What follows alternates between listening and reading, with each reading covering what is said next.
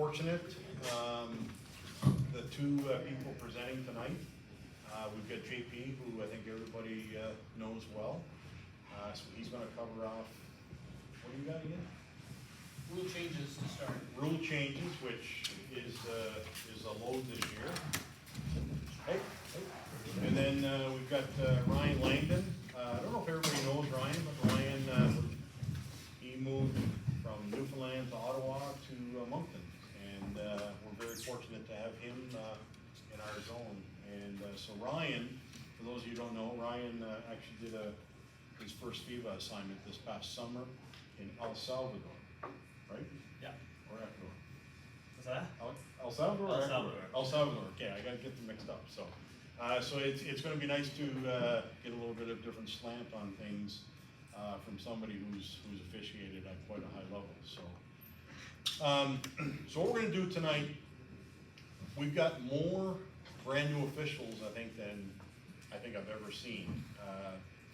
Jeff and I have been just getting emails like crazy. It's been absolutely awesome. We don't want to overwhelm the new officials with some of this content. So if you are a brand new official, never officiated before, if you're a first year official, if you're under the age of 21, we're going to take you to another classroom. Down this way? Yep. Okay, so we're going to go to another classroom. Jeff and I are going to cover off some other topics, because we don't want to overwhelm you and scare you away with some of the higher level topics. So, without further ado, I guess I'll turn this room over to JP, and the new officials can follow Jeff and I down the hall here.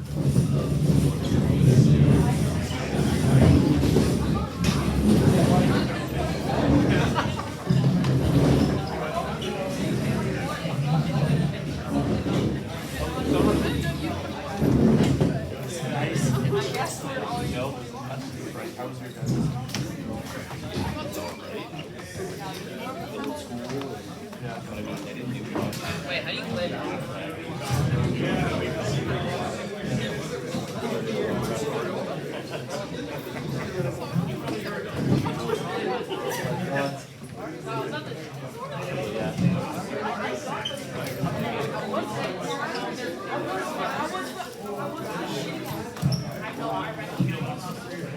Oh, that's why I said no. I'm saying anytime it's like it's going through immensely, just I don't do it or anything. I'm doing it to waste my time. So I do it. Exactly. It's a waste of my time. Hey, how you doing? So I think as Mike said, I think everybody knows who I am, but if you don't, I'm JP Richard. So I plan to do these almost every year. We have been planning, Mike, myself, Jeff, Ryan, we've been talking about what to cover. We've got a few sessions. Obviously, this was a no-brainer, because every year we always go over the rule changes. But we've got a few other things that we're going to do. Ryan's got some, he's going to do some of the things some of you might have already heard in terms of IoTs. If you don't know what that is, you'll figure it out. But he also has, he's had some experiences where he's worked with high-level games, high-level evaluators, so sometimes that information that not everybody gets to hear, so we'll get to hear that. And over the next few weeks, we'll just cover different topics, hopefully something that'll be of value. But with the games quickly approaching, rule changes is something worth discussing. So before we get into them, and if some of you may have already seen this document, this is not something I prepared, this just came from FIBA. Some of you may have already read this. There's been a lot of emails from CBOC over the last few weeks. If you've seen it, you know it's very long. The section on correctable errors is very long. I'm not going to go over line by line. Kind of go over the main issues and try to see some of the stuff you can go back and look at it if you need more details. As we get closer to the exam, which we'll be talking over the next few weeks,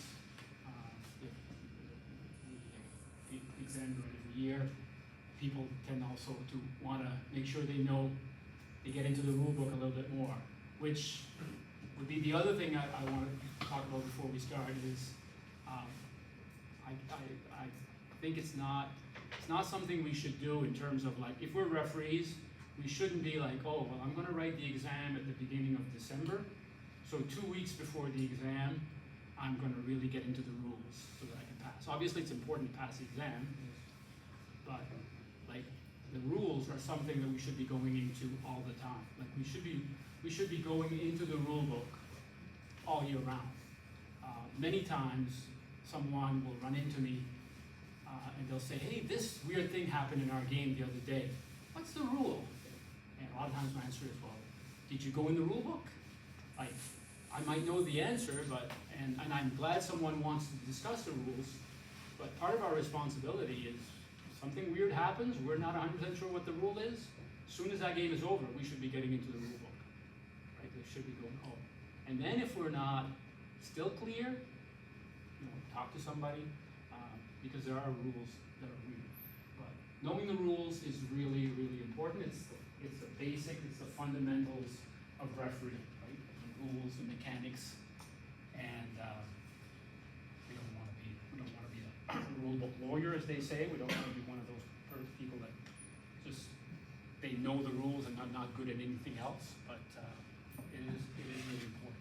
So what have they done this year? We'll get right into it. So this is the document that FIBA made. They've added a section called the participant's responsibility.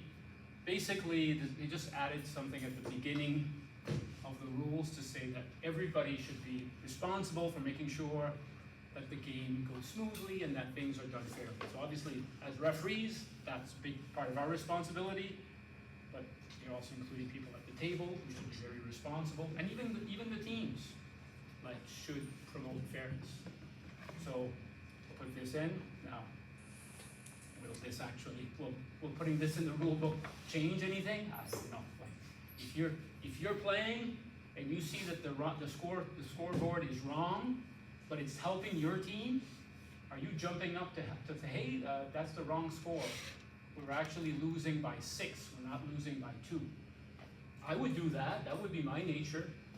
I'm not saying I jump up and say it and do it, but my nature would be, I don't want to win if I don't win fairly. But I've also been around sports long enough to know that not everybody behaves that way.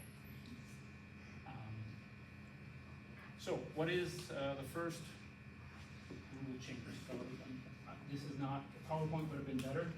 But, the first one is the throw-in, which is probably the biggest one in terms of, biggest one in terms of our games will be this rule. So every time they make a rule change, they put the reason for the change. Then there's actually, either they change the wording on the rule or they add a new rule or what have you. So this time they've really changed it significantly for this. So what they've done is they said to keep the throw-in spot on the same side of the court when the head coach decides after a timeout in the last 2 minutes to advance the ball to the front court. So they want a change in the last 2 minutes of the game when the coach advances the ball to the front court. So we'll get into the rule itself. I think I'm gonna put all of it in one. I think so, yeah. So when did that rule come into play? The rule that you could advance the ball in the last 2 minutes after a timeout? 3 or 4 years ago? I forget now how many years, maybe more. So I think everyone who's been refereeing is familiar with this rule. In the last 2 minutes of the game, if a team that is entitled to the possession of the ball in the backcourt, that head coach has the right to decide whether the game shall be resumed with the throw-in from the throwing line in the team's front court or the team's backcourt. So, and this doesn't deal with the mechanics of it, but I think everybody's familiar with the mechanics, the way we've been doing it, because we had normally the crew chief come on in. Are you a new official? Yeah. Yeah, does anyone know what room it is? 2020? No, but they took the new officials to another room. New officials. That way. Is it close? Probably, there's numbers on the There walls. should be and that's another it. group in the room not far. Okay, if you can't find it, come back and we'll help you. Thanks, Ryan. So mechanics wise, normally the crew chief, but it could be either of the 2 officials will take the ball in the last timeout. We discuss it and we say, okay, we're in the last 2 minutes. When we come out of the timeout, we're gonna ask the coach, do you want your throw in the backcourt or in the front court? So that doesn't change. But they have changed the rule so that if the coach does decide to advance it to the front court, now there are possibly some options. So it says, this is the part that's really changed. If the head coach decides to resume the game with a front court throw-in, and the original throw-in is in the back court, from, and there's two options, two possibilities, from the end line after a successful goal or successful last free throw, the head coach shall decide whether the throw-in shall take place from the throw-in line on the table side or the opposite side. So is everybody following along? So before, there was no option. The coach would say, I'll take it in the front court, and we would put opposite the table, opposite the benches. Now the coach can say, I'll take it opposite the table, or I'll take it table side. If any of you follow the NBA, in the NBA they have the coach decides. Like sometimes they take a throw in on one end, and so basically it's one of those rules that FIBA has adopted. But notice that this only applies after a successful field goal or last free throw. So basically, if it's a timeout after a score, then the coach has the option. But if the timeout is, second option is after the sideline or the end line, after a foul or violation, the throw-in shall take place in the front court from the throw-in line on the same side of the court as the original throw-in spot. So this is what we do when they scored and there's a timeout. This is what we do if there's a timeout after a foul or a violation. So after a foul or a violation, we already know where we would normally put the ball. If it's on the sideline, on the table side, that's where, so if the coach keeps it in the backcourt, then we're going to put it there. But if they advance it, it has to be on the same side. And there's supposed to be a throw-in line on both sides of the court. But we don't, most gyms around here don't even have a throw-in line opposite the table, even though that's been the rule for a few years. So there won't be a throw-in line on both sides. But we know that that throw-in line is basically the three-point line extended, so we can do that. Everybody sort of digesting that? Okay, so the first few games you do, when you have a timeout in the last 2 minutes, make sure that that is discussed. Maybe with other things, right? You might want to talk about other things, because in the last 2 minutes of a close game especially, it's always important to talk about where you are, what's going on. But part of that quick discussion, because you only have about 40 seconds to talk during a timeout, part of that discussion should be, okay, we're under 2 minutes. I'm going to ask the coach if he or she wants to advance the ball, and if they do, we have to know which of these apply. So we have to have the conversation. This was after they scored, so they can go front court, one side or the other side. This was after a travel or after an out of bounds. If they advance it, we're going to advance it on the same side of the court as the original throw-in. Questions? Okay. Are we going to forget that? Possibly. Could possibly. But we really just gotta work. And then the other thing's gonna be weird is the first time you go to a coach and say, Coach, do you want to advance it? And if they say yes, and you say, do you want it table side or opposite side? They're gonna look at you a little crazy. I don't know what you're talking about, because this isn't being discussed in the coaches aren't talking about this right now before the season starts. But they'll, once they've been asked that question 3 or 4 times, oh, I guess that's what we're doing now. And then maybe they'll have a preference. I would imagine a lot of them won't have a preference. They'll just assume, well, we're gonna put it on opposite anyway. Usually the key is if they can advance it and it's to their benefit, they want to advance it. And sometimes they don't want to advance it, because if they keep it in the backcourt, they can have 24 seconds instead of 14. So sometimes that's a strategy that a coach would use as well. Question? To me, that's the biggest change, but anyway. I always come up with a scenario of some sort. Yes, you would. So in that situation, if I'm throwing the ball up in the backcourt, right, you're guarding me, you foul me, and I'm right in mid-court area. The coach takes a timeout. Which sideline, would you judge which sideline you're closest to? Which sideline you're closest to, and if it's close to front or back court, the same way you would even if it's in the second quarter. Like if it's in the second quarter and there's a foul right at center, Yeah. you have to make a decision as you call it, that happened in the front court or that happened in the back court. So that would impact, in the last 2 minutes, that would impact this. If it's right in the middle of the floor, the same thing. Like, at some point, we decide whether we put it on this sideline or on that sideline. Sometimes it's obvious, because it's much closer to one sideline than the other. I don't think it's a big deal. If the foul occurs closer to the far sideline, the ball's gotta be taken out on that side. What you do is like, when that, let's say you call a foul, when you call a foul, you'll indicate where the throw-in will be. Yeah. So, okay, it's that sideline, so if they do move it, we're gonna move it to the same sideline. Okay. Just make it clear, even if it's, maybe wasn't clear where it should go, but make it clear when you. Any other questions? The other part of it that they put in here, although it doesn't change, this only applies to that specific situation. So if you have an unsportsmanlike foul, where after we shoot the 2 free throws, we always put the ball on the throwing line, it's not gonna be an option, even if it's in the last 2 minutes or what have you. So if we have an unsportsmanlike foul or disqualifying foul, we shoot 2 free throws, we put the ball, basically like we did before. That rule has. So if they have time, 24 seconds, it's gotta go to 14, even if it's almost a disadvantage, isn't it? If you've gotta push it up to the front court, say at the back This or court, talking about 20 this? seconds left. Which one are you talking about here? The one we just went over. This one? Say there's 20 seconds left, the unsportsmanlike is in the back court, you take it up to the, throwing line with 14 on the shot clock, right? So they would lose. Yeah, I mean, but that was the rule last year too. So Okay. you could argue that it was, if you feel it's not fair to the team that gets fouled, which I would agree, by the way, Yeah. that was the rule last year. Okay. The rule for a few years. Any other questions? So this is what they did too, like, so in the official FIBA, they've now added, so if the scorer's table is here, they now added 2 throw-in lines.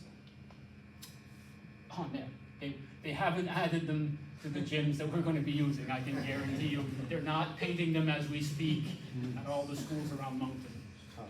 But down the road, once, you know what happens, when they build a new school or they put in a new floor, they follow what's there. So eventually, the floors become modern.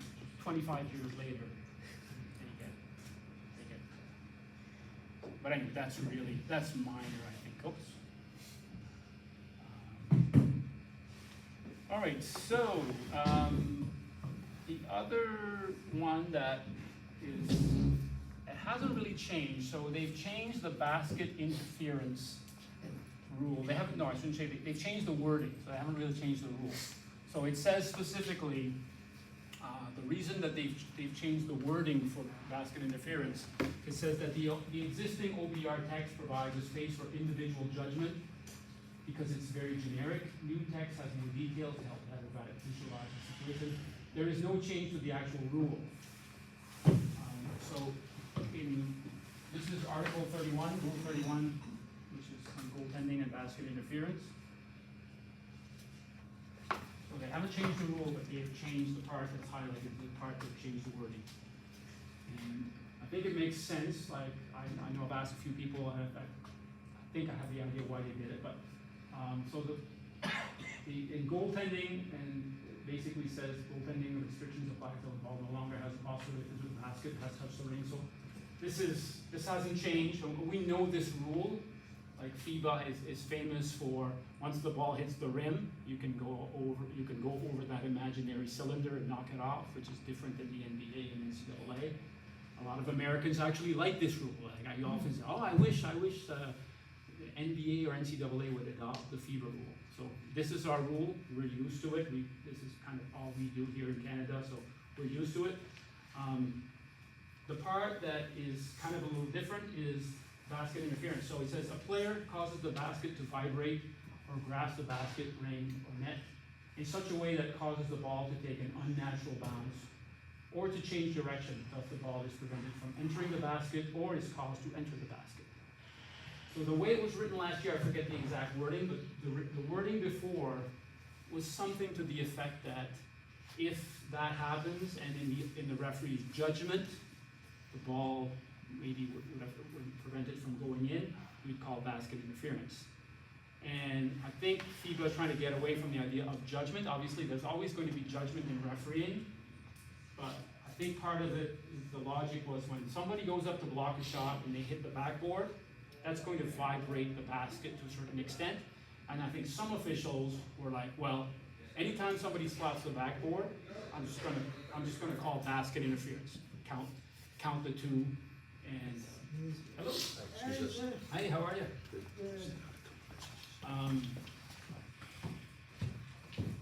And I don't think that's what FIBA wants.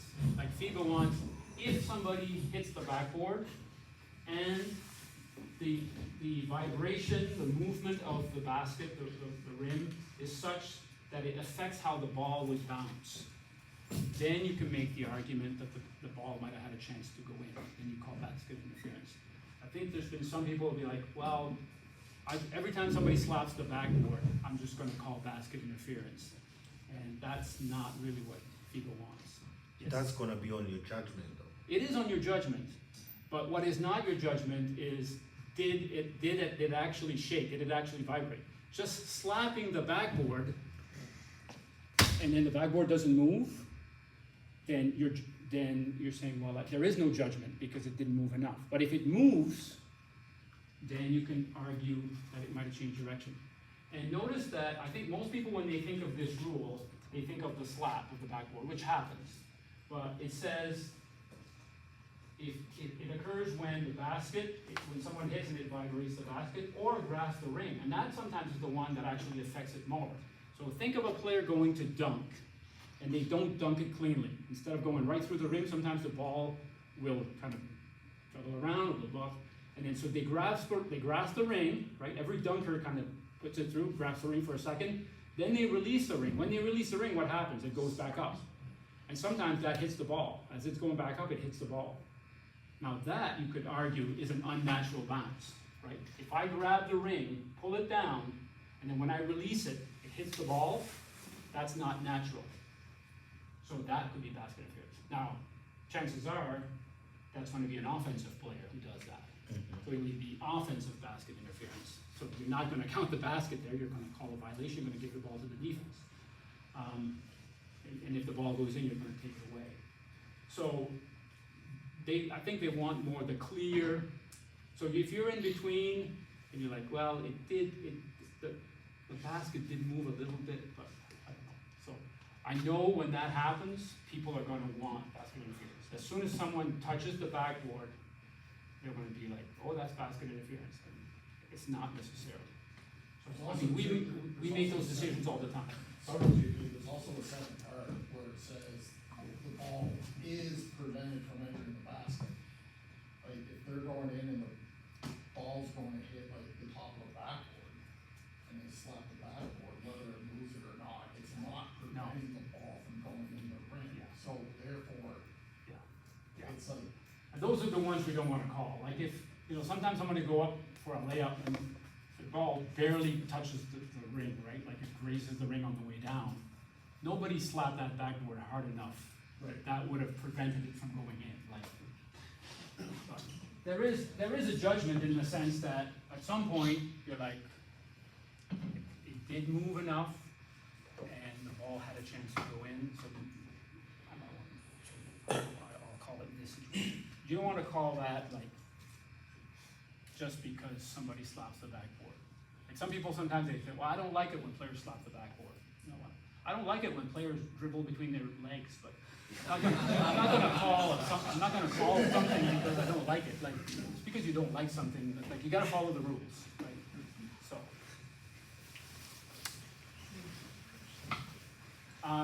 This will go through quickly. They've kind of just changed a few things in terms of game disqualification. So, sorry. I'm terrible at this stuff, sorry guys. What did I just do there? Sticky keys, I don't want sticky keys. Oh, Ryan. Thank you, you're good. You want to read this one too? So, if you just put up, yeah, thank you. So, obviously anything that's here hasn't changed, these other things. I don't know, that 40.2 hasn't changed either, they must have just changed the wording, because a head coach, if you commit 5 fouls, obviously you can still, you're still staying on the bench, you can't play, but you're not disqualified. This is the part here where they change, this is a really small change. So this hasn't changed, 2 technical fouls, you're disqualified, 2 unsportsmanlike fouls, you're disqualified. 1 unsportsmanlike, 1 technical, you're disqualified. But they're supposed to have a GD marker, so this is like these little markers where somebody has like a paddle, and it says game disqualification on it. And they also have, do they still have those at FIBA tournaments? Yeah, the 1, I've only seen that at 1 gym that I've been to.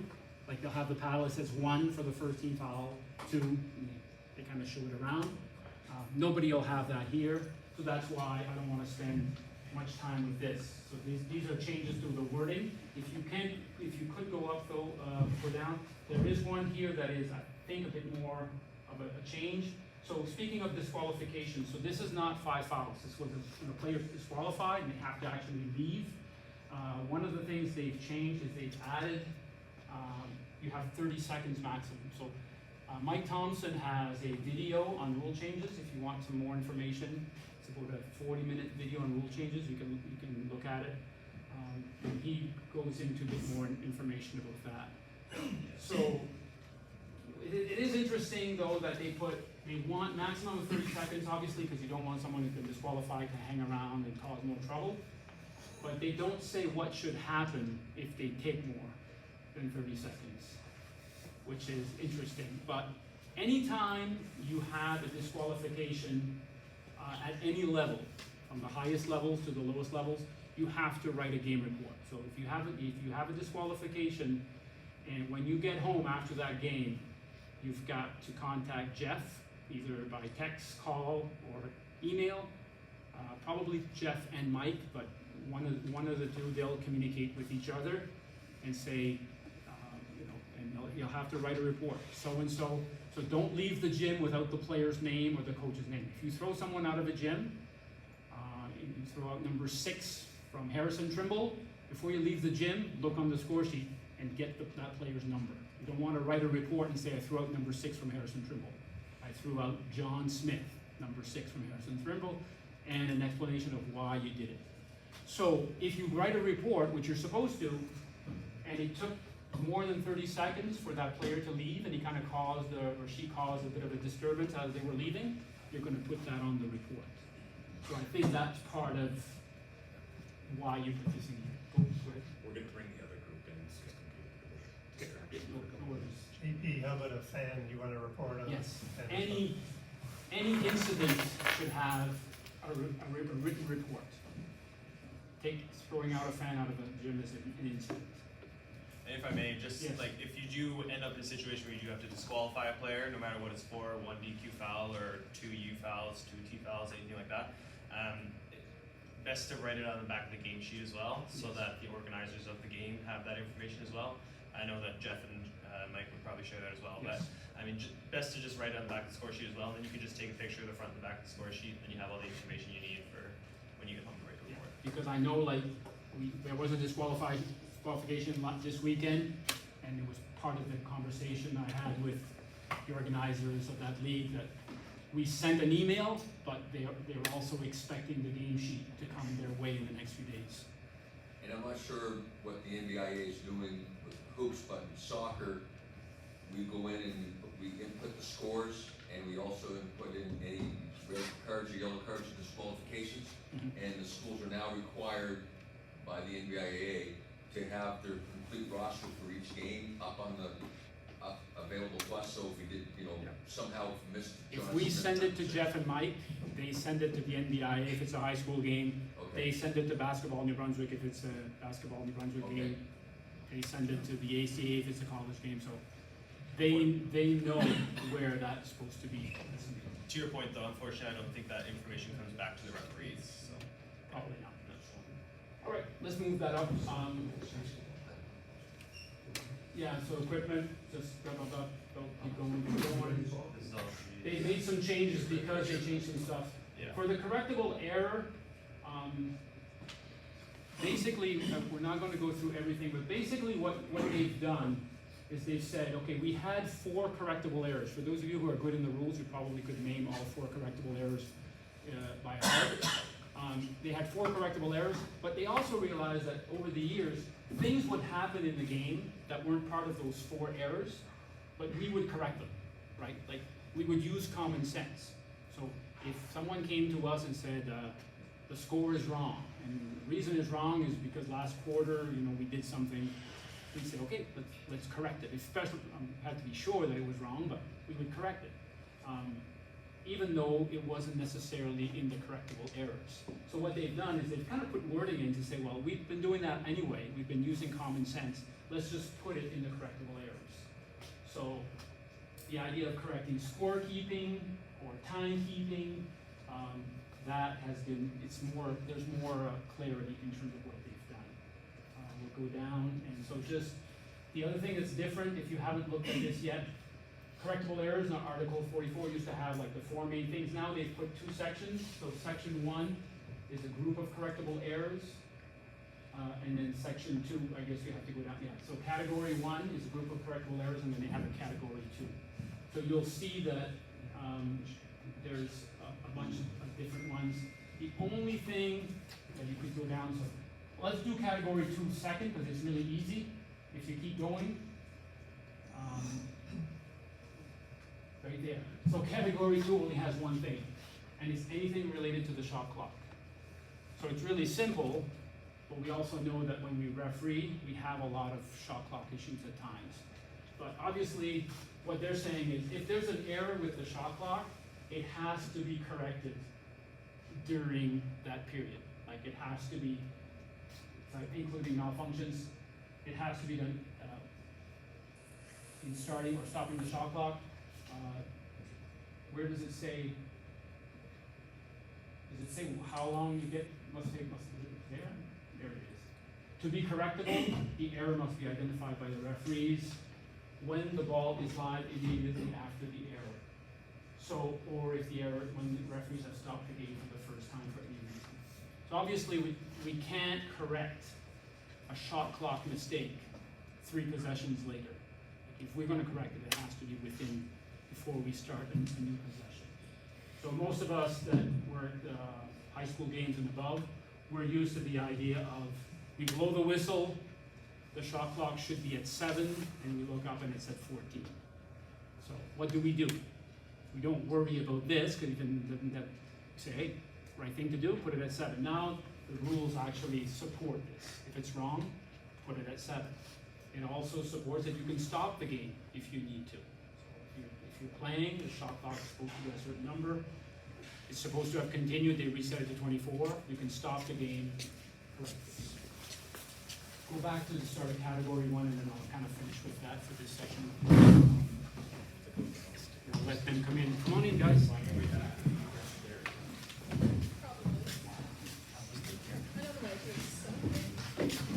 Nobody's leaving? They didn't scare you?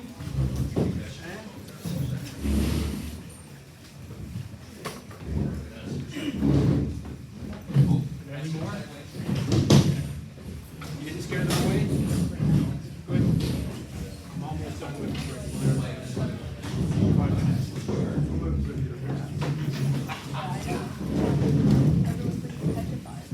Get out of here.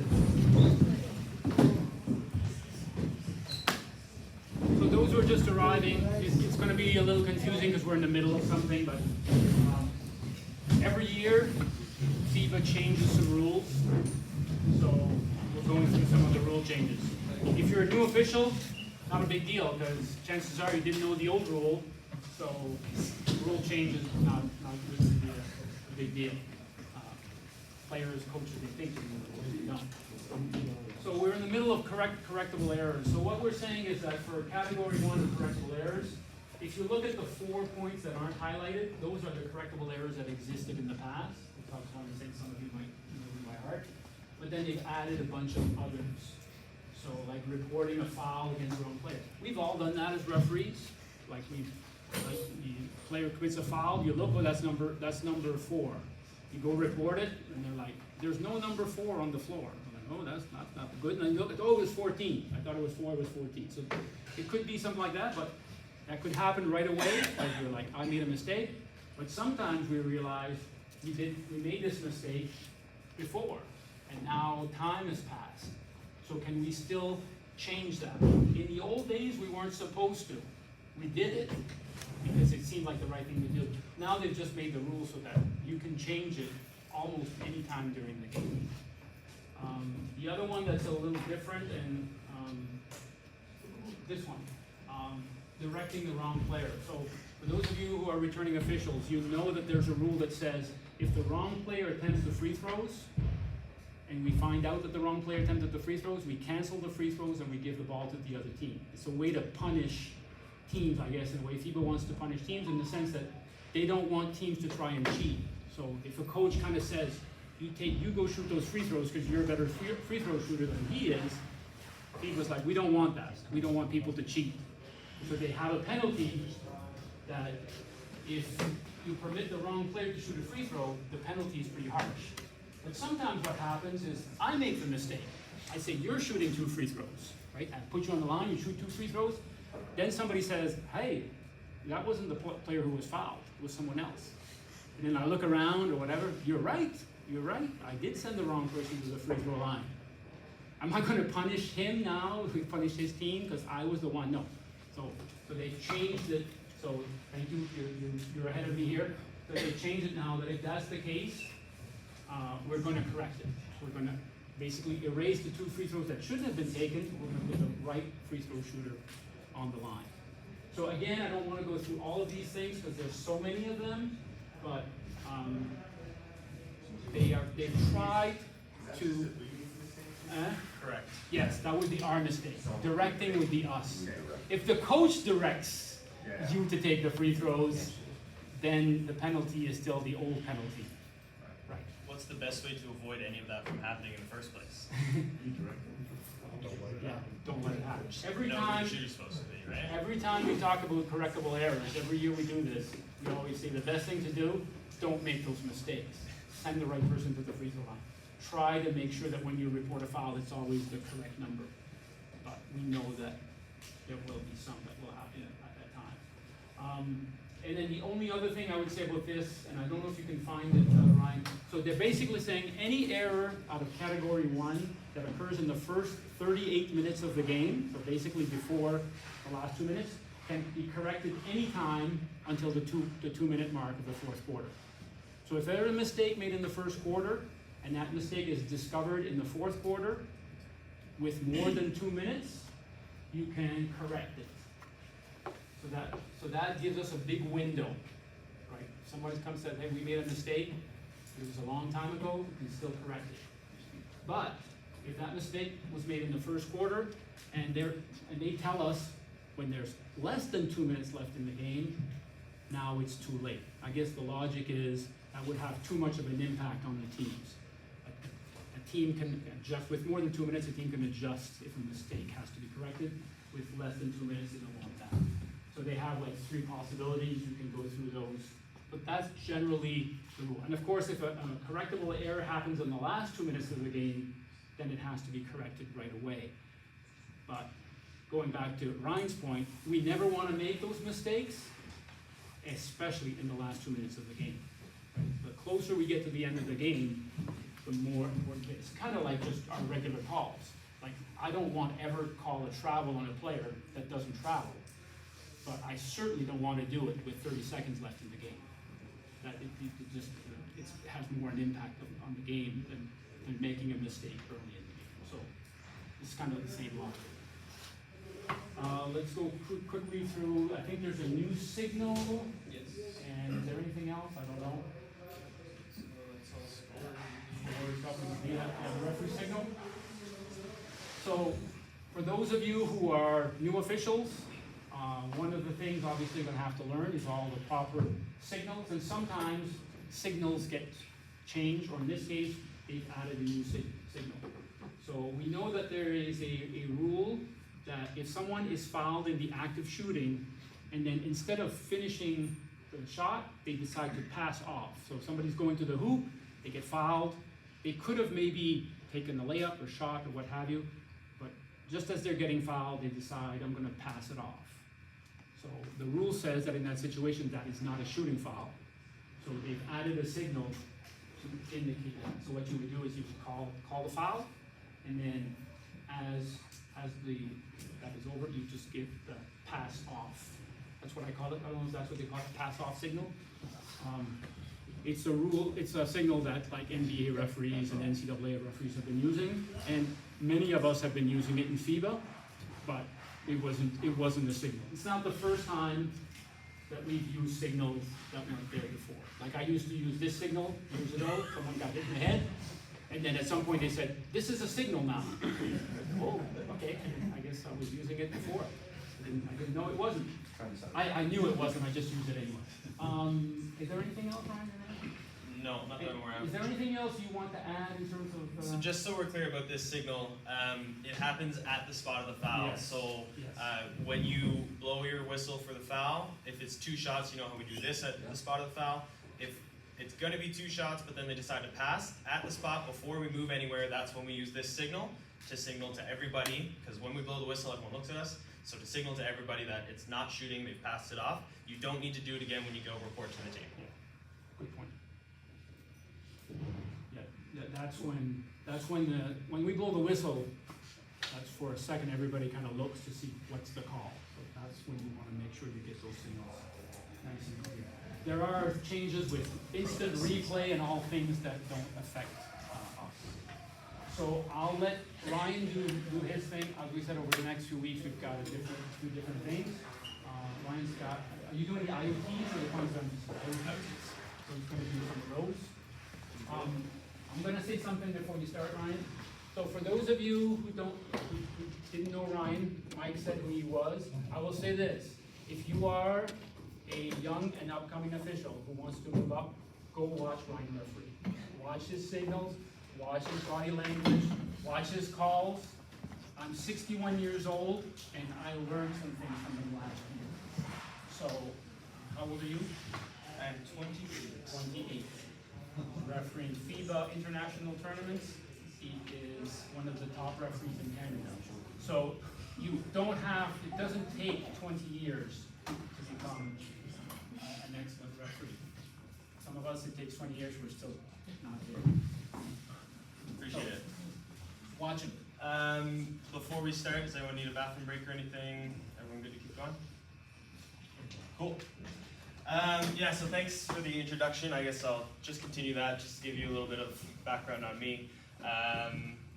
Like Mike said when he introduced me, I'm from Newfoundland, moved to Ottawa for a couple years, and then moved here last November. I've been refereeing for 12 years now.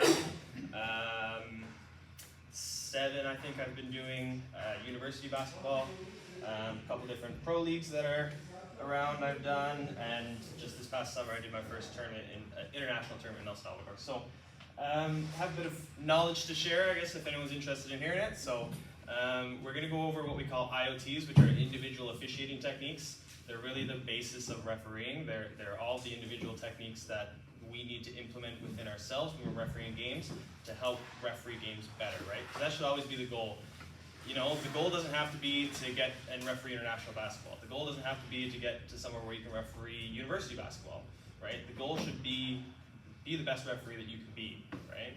And the way to do that is by working on the IoTs, making sure we know what they are, know how to implement them into our own game, so that we can improve our officiating.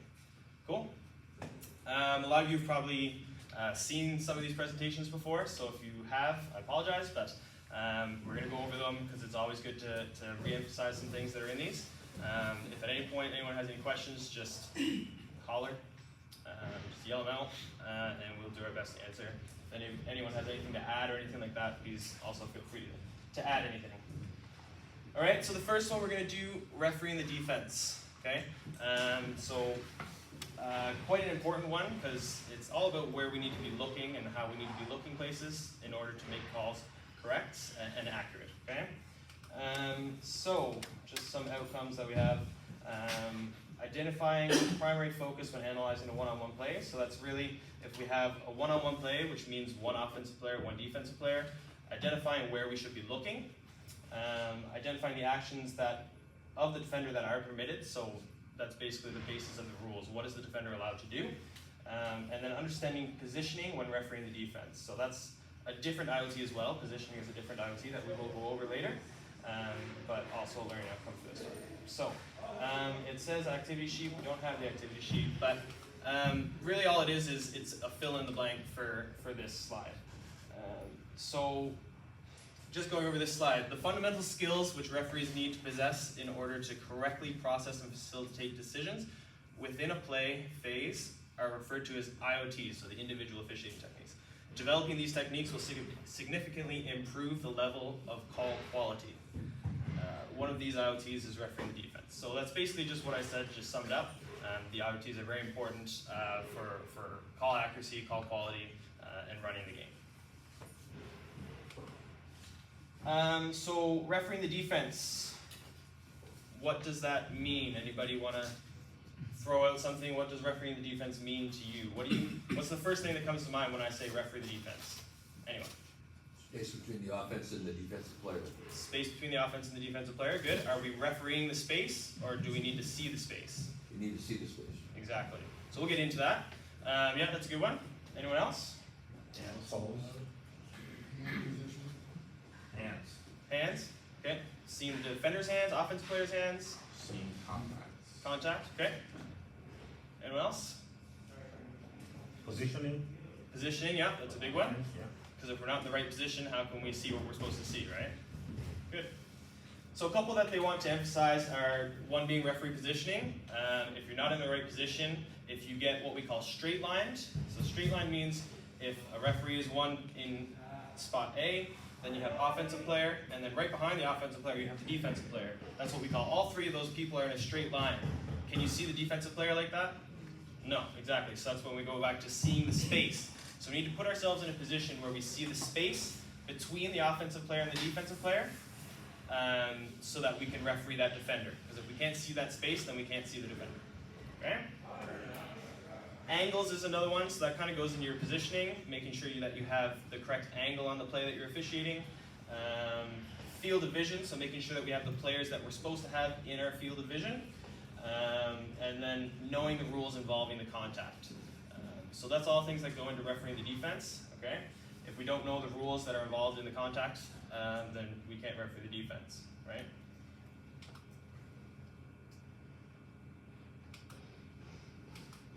So the priority of refereeing on ball. So this is refereeing when we're refereeing on the ball matchup. Focused on the legality of the defender, right? So does anyone know what I mean when I say the legality of the defender? They've established the defensive position. If they've established a defensive position, or what we call a legal guarding position, okay? What is a legal guarding position? What do you have to have in order to have established a legal guarding position? You have to have 2 feet on the floor facing the offensive player, okay? So if I'm guarding someone, the basket is behind me, the offensive player is right in front of me, I have 2 feet on the floor, I'm facing them, I have established legal guarding position, okay? If they make a move that way, and I turn like this, I'm no longer facing the offensive player. So I no longer have legal guarding position, right? So that's all things that we need to be looking at as referees, okay? So we need to focus on the legality of the defender while we're also keeping the offensive player in our field of vision, okay? So we can't, when we say referee the defense, yes, we referee the defense, but we can't only be looking at the defensive player, because there are offensive fouls, there are a bunch of other things that happen that we need to be able to be looking at the offensive player and have some idea of what the offensive player is doing as well, right? So we can't just throw the offensive player out the window and only look at the defender. We need to have some awareness of both players. And what we say for that is usually it's an 80-20 split, okay? So 80% of our focus should be on the defensive player, and 20% of our focus on the offensive player, okay? Some of you might say, well, how are we supposed to call offensive fouls correctly if we only have 20% focus on the offensive player? Well, if you're looking at the defensive player, and you have 80% of your focus on the defensive player, you've identified that they've established their legal guarding position. Now, that 20% of focus on the offensive player will tell us if they go and hit that defensive player and create an offensive foul or not, right? So 80-20 is what we're looking for there. If we have it 80-20 the other way, then we're not going to pick up the legality of the defender, and then we're going to get called incorrect. Okay? Any questions on any of that stuff? So, and as we said earlier, we're not refereeing the space between the players. We need to see the space so that we can see what's happening in between, but we're refereeing the defender. Okay? So what's the defender permitted to do? So establish a legal guarded position with both feet on the court facing their opponent. So that is the definition of establishing a legal guarded position. So when we're refereeing an on-ball matchup, that's the first thing that we should always look for. Does the defender have a legal guarded position established? If they've never established legal guarded position, then the contact, any contact that happens, is going to be the responsibility of the defender, right? What are they allowed to do once they have established legal guarded position? They're allowed to move laterally, backwards, and obliquely. A lovely word. Okay? So basically what that means is they can move any direction other than forwards towards the offensive player. Okay? So again, once you have 2 feet on the ground facing the defender, or facing the offensive player, you're allowed to move laterally, backwards, or backwards and sideways at the same time. That's obliquely. Okay? What they're not allowed to do is move forward. Okay? So when we're refereeing a defender and we have a block charge situation that we're looking at, oftentimes players will try and take space away by closing forwards and causing a collision. That's a block, right? If they move laterally and take that space, then if they're there in time, then we have a charge, right? Can you go by the numbers just for, like, do you want it between the shoulders for that if they get there, whether their foot's on the floor or not? Like some people say they're, they have, but if they take it in the middle of the torso, you get charged, right? It depends. So it depends on the situation, right? So they have to have established legal guarded position. Yeah, already have right? it. So if they have established legal guarded position and they're moving laterally backwards and they take contact in the torso, offensive foul all day long, right? If they've lost their legal guarded position and they haven't reestablished it, then that's the other way. Then that's a block. And out of curiosity, because of your expertise, small shoulder to shoulder contact, no advantage, disadvantage. You still no call, right? Absolutely, yeah. So no calls are our friends. Just because there's a collision doesn't mean we need to have a call, right? We talk about the rhythm, speed, balance, and quickness. If you guys have heard of that before, rhythm, speed, balance, and quickness. If any one of those 4 things on the offensive player are affected by a defensive player's illegal contact, that's when we have a defensive foul, right? But if the offensive player's rhythm, speed, balance, and quickness, we call it RSBQ. If that's not affected, then we try to pass on that contact. We call it marginal contact, right? So it's marginal, doesn't really have an effect on the play. If we can, we pass on it. Cool. And then the last one just being within their own cylinder, right? So we all know the cylinder principle goes in an active stance from your shoulder width, right? That's your cylinder, so you are entitled to the space within your cylinder, right? So they must stay in their cylinder. They're not allowed to reach out of their cylinder. If they do, they're no longer in legal guarded position, right? So within their cylinder. Just to that's that last point. If you have a defender who jumps straight up, if you're refereeing the defense, when that defender jumps straight up and then there is contact, that won't surprise you. And you'll say, oh, that's vertical defense, that's good. But if you're refereeing the offensive player, and then all of a sudden you see the defender at the last second, and the defender is jumping vertically, when you see the contact, you're gonna want to call the foul. Because you did, so by refereeing, focusing more on the defender, when that happens, it doesn't surprise you. You think, oh, that's good defense, jump vertically. So that's like the 80-20, obviously you can't do that exactly to a T, but it's a good concept. Exactly, yeah. We'll actually get into a video of that later, so we'll see that firsthand. So when refereeing on ball, so again, this is on ball, okay? Focusing on the legality of the defensive player, which we already talked about. Ask yourself, like we just said, are they impeding the rhythm, speed, balance, and quickness of the offensive player?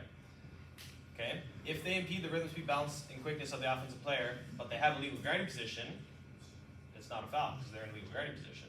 They're playing good defense, right? But if they're not in legal guarding position and they cause a disadvantage to the offensive player's RSBQ, that's when we're looking at calling fouls, okay? And then we also need to, again, maintain a view of the offensive player in our field division. So that's what we're talking about with the 80-20 split, okay? Can I give an example of that one? Yep. So this whole thing about defensive position, I find a lot of times you'll see the contact as an official and you'll blow your whistle immediately on the contact. And what happens immediately after is that offensive player goes right through the contact, lays the ball in like nothing happened. But now you've blown your whistle. So that's an example where patience is another thing that's gonna come up as well. But in that case, the rhythm, speed, balance, or quickness of that player was obviously not impacted by that contact at all, yet we have a whistle. And now we have to do something about it, count the basket, give them a free throw, it slows down the game. That happens quite a bit actually.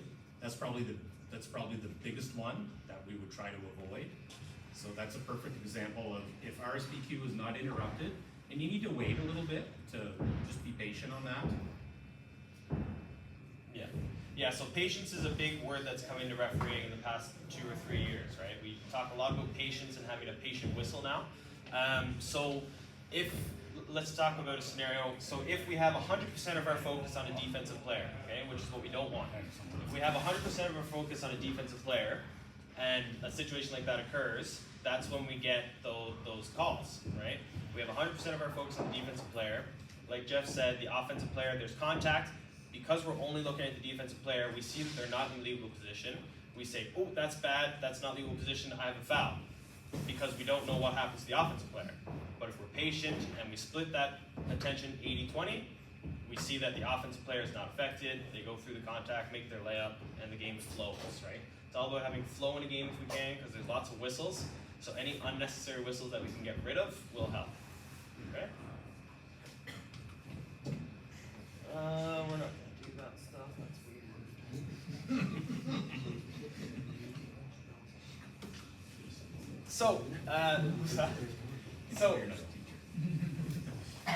So some key steps when we're refereeing the defense. So we need to be able to anticipate the play, and that doesn't mean anticipate that a foul is going to happen. Okay, it means anticipate what's going to happen next in the play. So if you're in the trail position, and you have the ball is to the right of you, so towards the center of the court, and you see that there's a screen coming.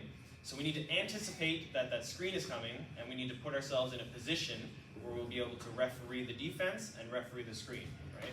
So that's what we talk about when we talk about anticipating the play. We're not anticipating foul calls, we're not anticipating violations, we're anticipating what's going to happen with the play itself unfolding on the floor so that we can put ourselves in the position to referee what we're supposed to referee.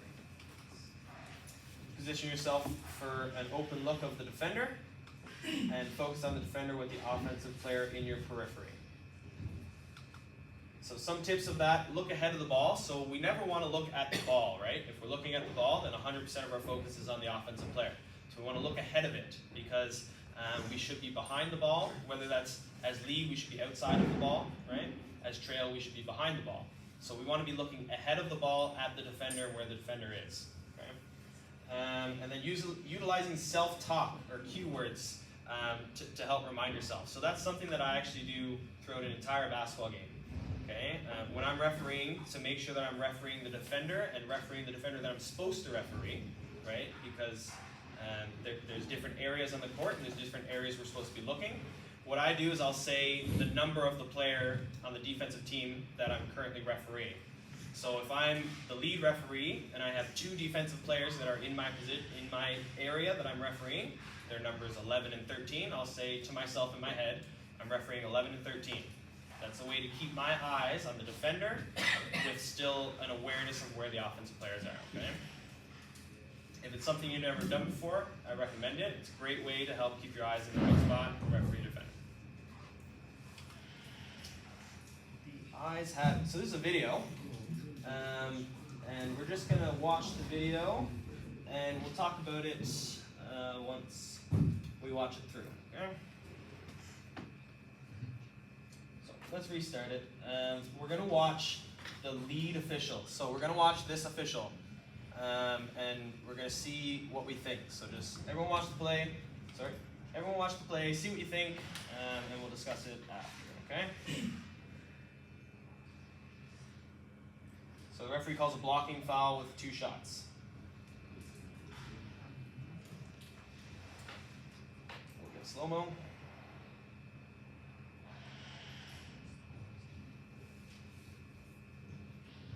What do we think? Pardon?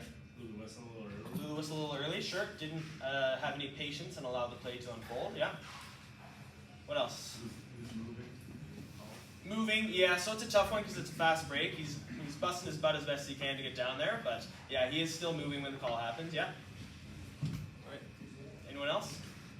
What about refereeing the defense? What about what we just talked about? I know it's kind of hard to see because it's blurry, but let's get into it. So, Defense is in a legal position? yeah, defense is in a legal position. So why do we think that the referee misses that?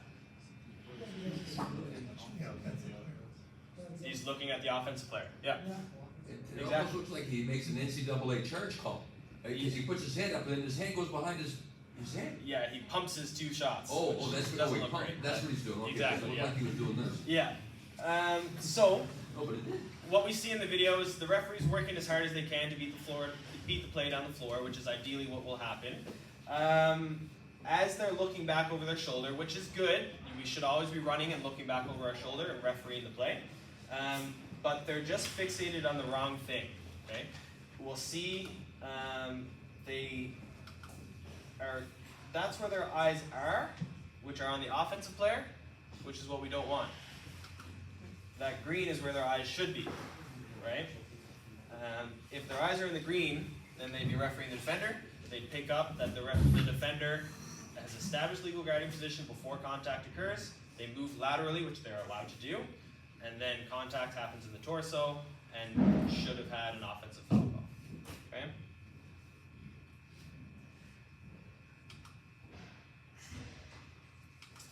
And just the same pictures over again, because that's the way that CBOC works.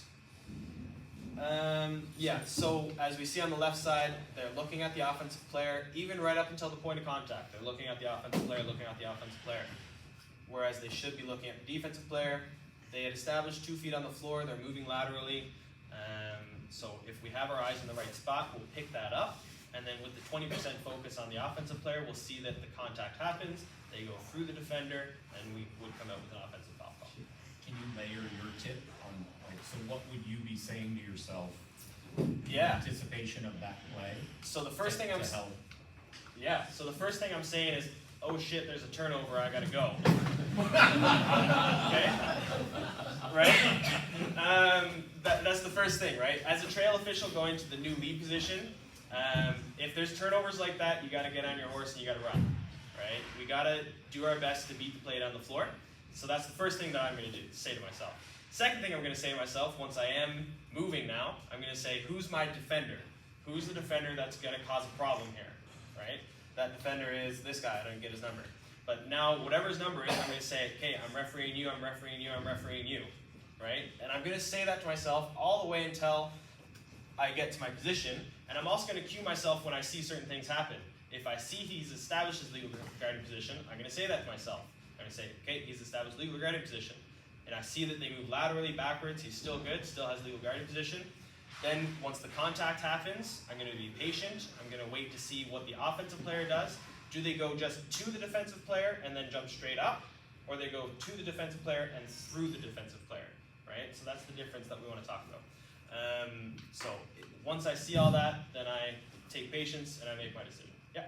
Where in the train of thought are you looking like Good question. No charge semicircle. Yeah, so that is something that is all the way through. This play happens fairly far out from it, so I mean we still have 3 or 4 feet between the circle and the defender, so I'm not really worried about that because I know he's going to close the space off before it gets anywhere closer to there, right? Those no charge semicircle plays are more for help defenders, secondary defenders. They are not very typical on plays like this. Yeah. Any other questions? No? It's a good question though, because when you do have like in a half court where there's a help defender and you're in the lead, you should, when you pick up the help defender, you should try to see the feet. And it takes practice, but Exactly. it's good that you're thinking about it. And I know with FIBA, they're probably a little more scared of getting dunked on, so they're not going to be that low. But Yeah. like around here, it'd probably be a little bit further, I'm sure. Yeah, yeah. So like JP said, picking up the feet of the defender and where they are in respect to that no charge semicircle is definitely important on help defenders on drives, right? So as a lead official, making sure that we're picking that stuff up. Cool. Got a question for you. Yeah. So I'm that primary defender, I've established a lead guarding position, I'm moving backwards. The offensive player takes off outside the no charge circle, I'm outside the no charge circle when he takes off, but my momentum keeps bringing me back. And then there's a charge in the circle, but he ran me over. In my mind, I'm calling the charge. Where are the defender's feet at the point of contact? So it's at the point, even though everyone's made that, the offensive player made the commitment. Yep, it has to do with everything has to do with the point of contact. Nothing has happened until contact occurs, right? So the defender, yes, they may have legal guarding position outside, but if their momentum brings them to their feet being inside the no charge semicircle at the point of contact, then the no charge semicircle rule will apply, right?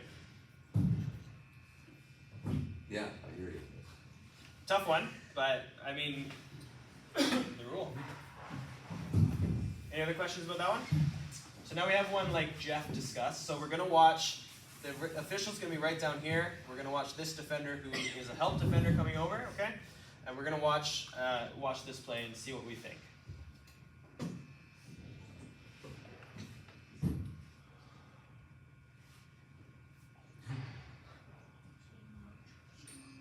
So again, we have a defensive foul called. We're watching this defender, which we can't really see very well because of the camera angle. Jumps. What does it look like he does? He's in the no charge circle. To me, it looks like he jumps fairly straight up. It's pretty good. Yeah. You can't ask for a whole lot of better defense than that, right? Again, tough from the angle that we have because we get blocked out a little bit. But I just want us to watch the referee's eyes now. So we watch the defender. Now let's watch the referee's eyes. Where's the referee looking? Yeah, right? So if the referee's looking where they're supposed to be looking, and they're looking at the defender, refereeing the defender, not refereeing the offensive player, what do you think? They probably make a better decision than that, right? We need to ask ourselves, what did the defender do wrong? If we can't explain that, then we can't call a defensive foul, right?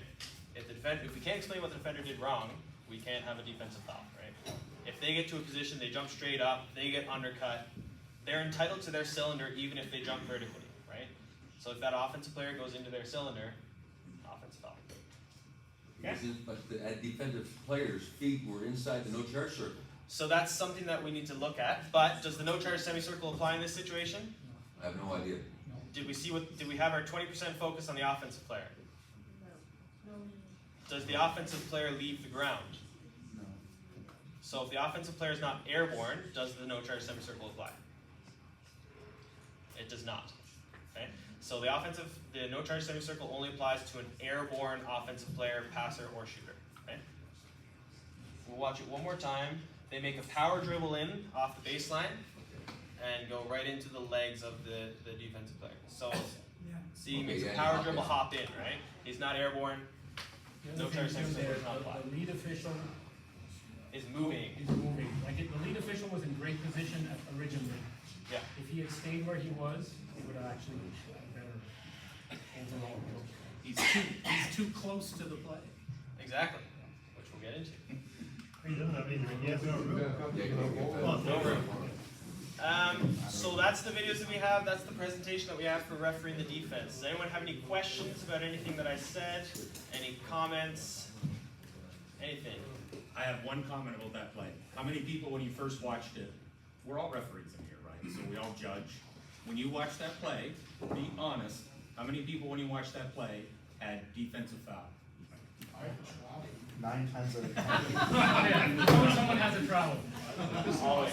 So I promise you, as officials, 3-second violation. if you listen to what Ryan said and you put 80% of your focus on that defender rather than the offensive player, at least 90% of you that put your hand up, if you watch that defender, you would actually have a different call. It's important, it's really important to keep your eyes on that defender. But to make the call complete though, we have to do all the things that you said. We saw that he actually was down back in the circle, made contact. Yep. So there were 3 things going on there. Lots of things going on, Yeah, right? and great point, I learned a lot from that. And that's gonna be every play in a basketball game. There's always lots of things going on. It's never just one thing, right? The other thing with that is, you know, that round orange thing on the court is very enticing to look at, right? So ideally, if possible, we don't look at it, right? Question?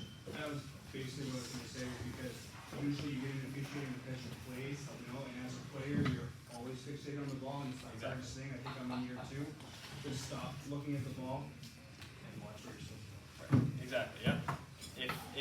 If we get into a position where we're fixated on the ball all the time, our calls will be less than 50% accurate, right? When we get to a position where we can referee the defense, 80-20 split, we're seeing everything that we're supposed to see, that's when our call accuracy is going to go up, and that's when we start getting yelled at a little bit less. Cool? I read something interesting one time about like the concept of refereeing the defense. Obviously, somebody invented that at some point. I think it was NBA guys. But why did they do that? Why did they come up with this expression? Because they knew that most officials watch the offensive player watch the ball too much. So by having a saying that we share as referees, referee the defense, referee that we say it all the time, we know that we're not going to referee the defense 100%. Like that would not be a good idea. We never call the travel. We miss a lot of things. But if we have that mindset that we want to be good officials, making decisions on contact, refereeing the defense is an important concept. There's 3 or 4 new ones that just came in. If you don't mind, we'll skip over the other classroom for 10 or 15 minutes, and then we'll come back. We'll just go through some other items. So I know there's. Okay. Is there anybody else that came in? There were 3. I don't want to make you go by yourself. Yeah. So. I think we're fine. Okay. No, we'll stay here then. Okay.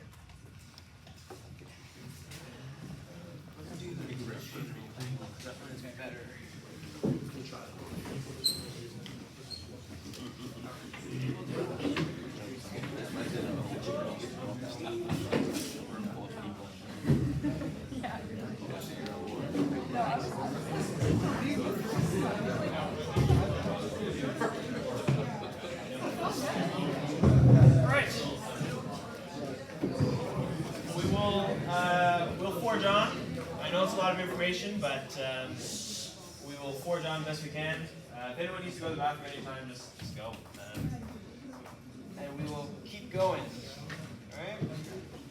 So, IoT number 2 that we're going to talk about. Positioning and open angles. Okay, so we touched on it a little bit. Touched about seeing the space and seeing the space between the offensive player and the defensive player. So we'll get into a little bit more of that in this presentation, okay? So, our learning outcomes. Understand the technique of maximizing the number of players within your field of vision, and understand the basic principles of good positioning and maintaining an open angle, okay? What factors are involved in making an accurate judgment, call or no call? And think back to a call you made that you knew was wrong. What were some of the contributing factors? So it happens every game. We make calls, and as soon as we blow the whistle, we say, ah, shit, right? And we say, Inadvertent whistle. What's that? Inadvertent whistle. Yeah, it would be nice if we could do that, but when we're standing there with a fist up, it's tough to do that. So it happens all the time, right? There's lots of factors involved in making an accurate judgment, and if we lack in those, that's what leads to our incorrect calls and our incorrect judgments. So some of the factors, rules knowledge. Are we unsure of the rules which are leading to incorrect judgments?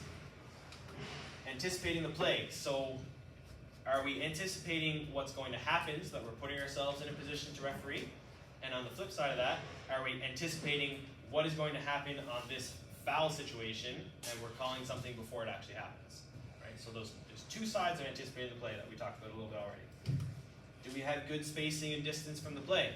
If we're too close, it leads to a reactionary call or an emotional call. Because think, if you're sitting in the stands in a big gym, if you're at the Avenir Center watching a basketball game, and you're way up in the back row, the game looks pretty slow, right? But if you're sitting courtside, the game looks a heck of a lot faster, right? So making sure we have good distance from the play to reduce those emotional calls, because something might look bad because we're standing right next to it, but if we take a couple steps back and we actually are able to see the play, it doesn't look nearly as bad. Okay? Happens to me all the time. I'll make a call on a play. When I go back and I watch the video of the tape afterwards, I say, what even happened there that I blew my whistle for? Okay? Do we have an open look, which is something we'll get into. So there's two things we talk about, open look versus closed look. We'll get into that a little bit in this one.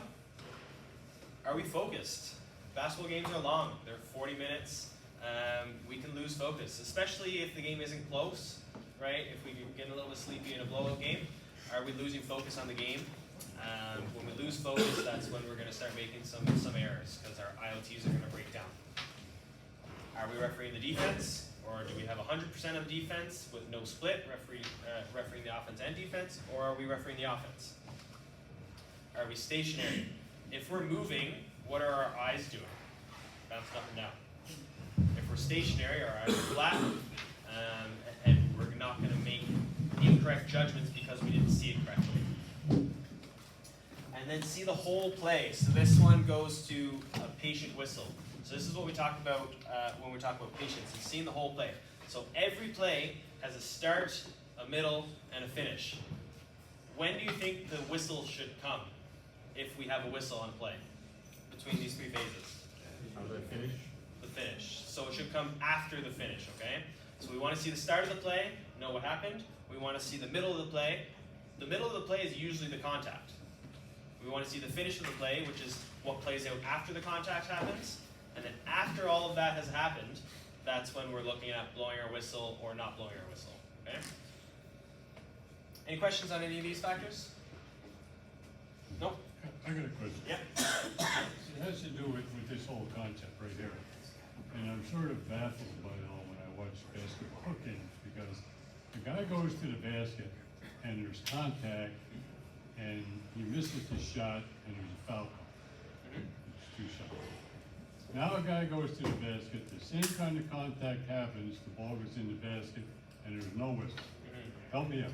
So we don't want to eliminate and ones that are deserved, right? So we're not talking about a guy or a player going to the basket, they get hit on the arm, their arm comes off the ball, and they're still able to finish the play. We don't want to eliminate and ones just because a player is athletic and can finish through contact. Those we still want to call. What we want to eliminate are the marginal contacts, the ones that don't have any effect on the rhythm, speed, balance, quickness. If a player misses a shot, chances are, like especially if it's a layup, chances are the rhythm, speed, balance, quickness was affected. If the player is able to finish through the little bit of marginal contact that we have, then more than likely there's no effect on that RSBQ, and we can pass on it, right? We're not talking about eliminating and ones where it's clear to the entire gym that there was a foul on that play.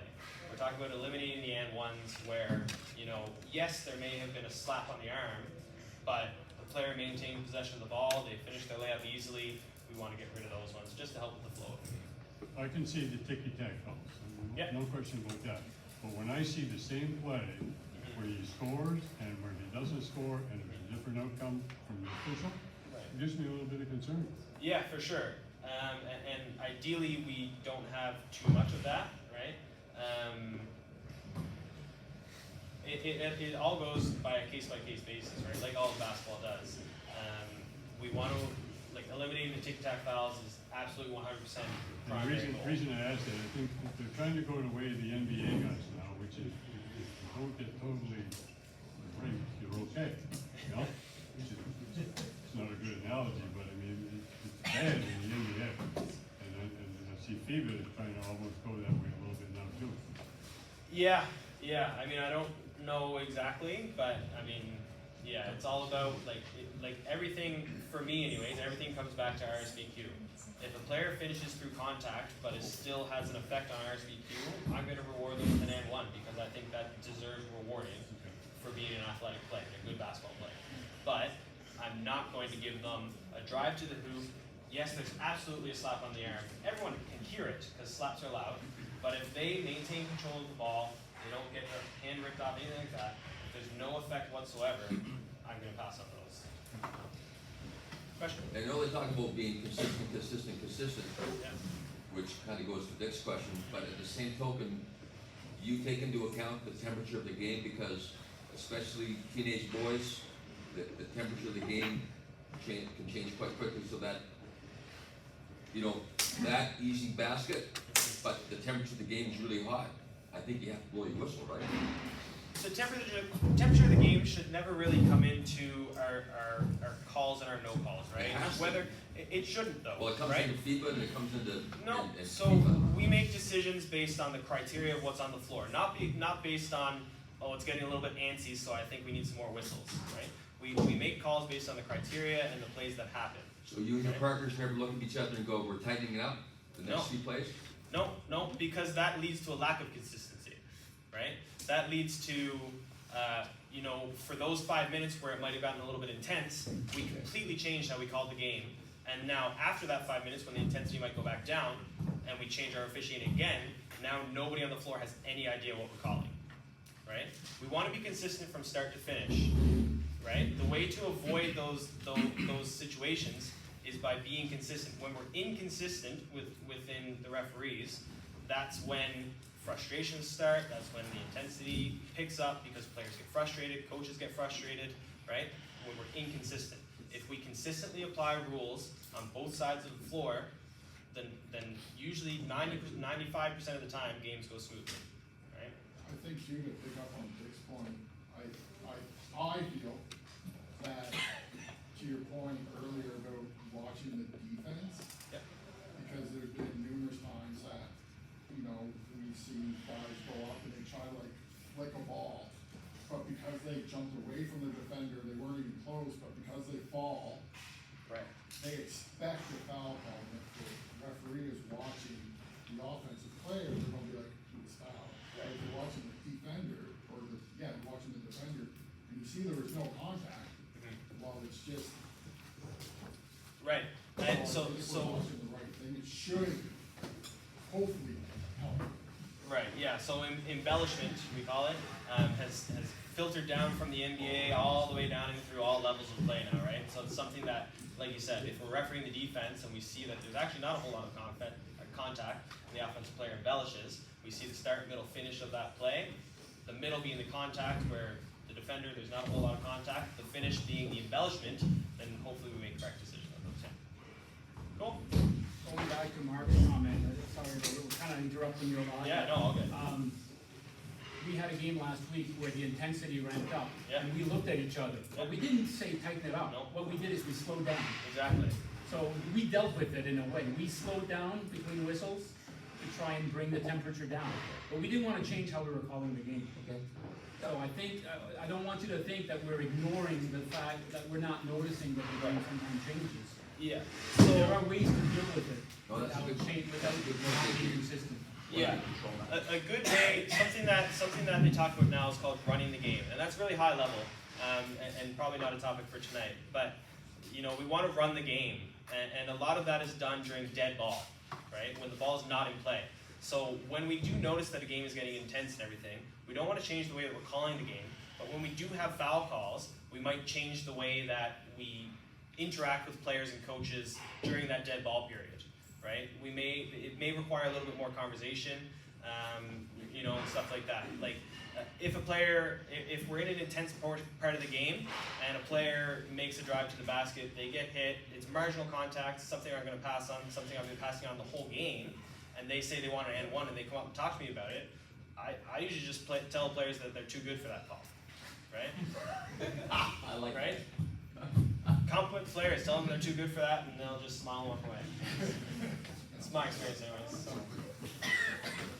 Let's move on. So there is a very high correlation between our positioning on the court and our call accuracy, right? So if, like we said earlier, with a closed look versus an open look, if we're in a position where we have a closed look, chances are our accuracy is going to be 0%. If we're in a position where we have an open look, we can see the space between the two players, chances are our accuracy is going way up, right? So, is this Let's see. So let's watch. What does it say?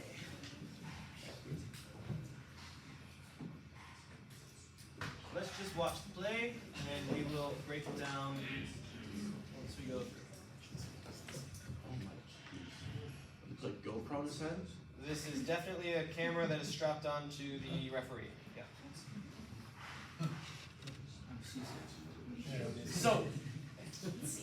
So our first angle is from the lead referee. I know it's tough to see, but our first angle is from the lead referee, who is on the right side of the basket from where we're looking.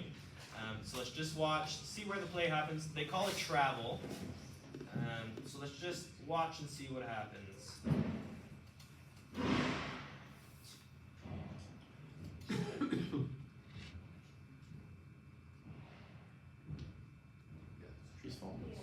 So, I hear people say, yeah, it's a travel. Let's just look at the lead referee though. Where does the play happen? He followed the ball the whole way around. That referee is watching the ball the entire way, right? How did the sound into the partner's sound? The travel happens, the referee's on this side, the travel happens way over here. Potential travel happens way over here, right? Should that referee even be looking at that? Are they in a good position to look at that? How many players are in between that referee and that potential travel? Right? We have another referee who's right over here. How many players are in between that referee and that potential travel? One. So realistically, if they're in a good position, probably none. Right? So that's what we're looking at in this play. That lead referee is the one that blows the whistle, and they have the worst look at that play. Okay? Our second angle, so this is from the trail referee now. Or actually center, it's a three-person game. But this is from the referee on the opposite side of the floor, okay? Look at how much better their angle is already. Okay? Oh. Two layers.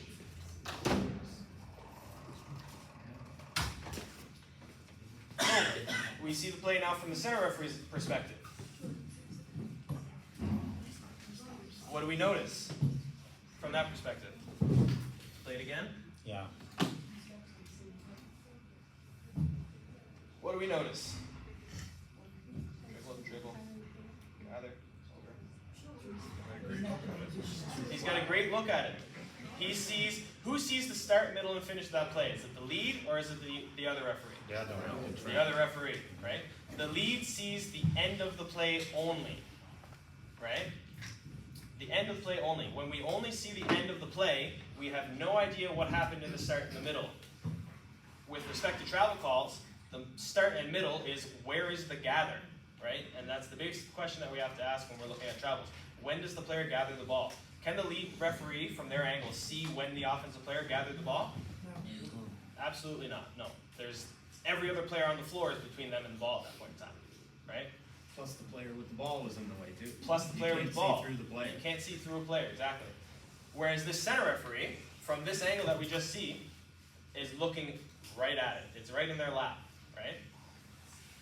For those of you that said, ooh, that's a travel from the first angle, I don't blame you, because it looks like a travel. But when we watch it from the second angle, let's see.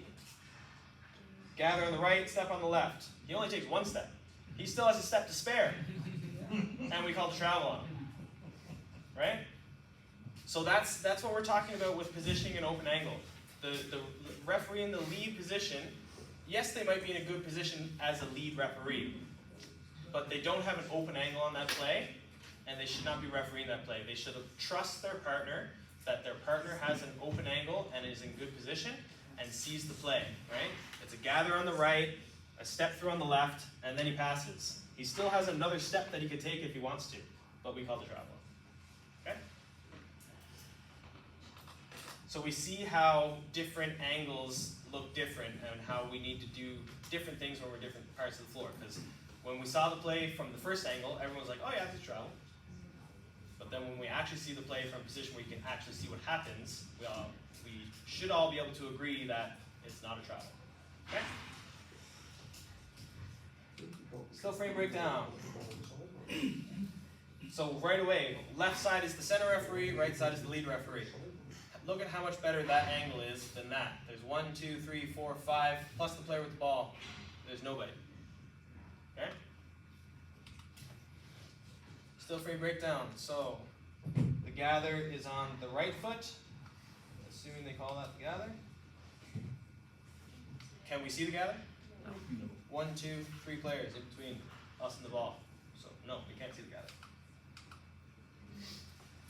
Yeah, so that's our gather on the right foot there. We can clearly see it from this angle. We have, yeah, we can see that it's in his hands now, but we don't know that he's only just gathered it because on the previous slide, we have no idea what happened. Takes one step. Takes one step. We can see the finish of the play, right? So that's where we're talking about different phases. So the lead referee can see this, but this is the finish, right? And that's the only part of the play that they can see. Whereas the center referee saw all 3 phases, the start, the middle, and the finish, okay?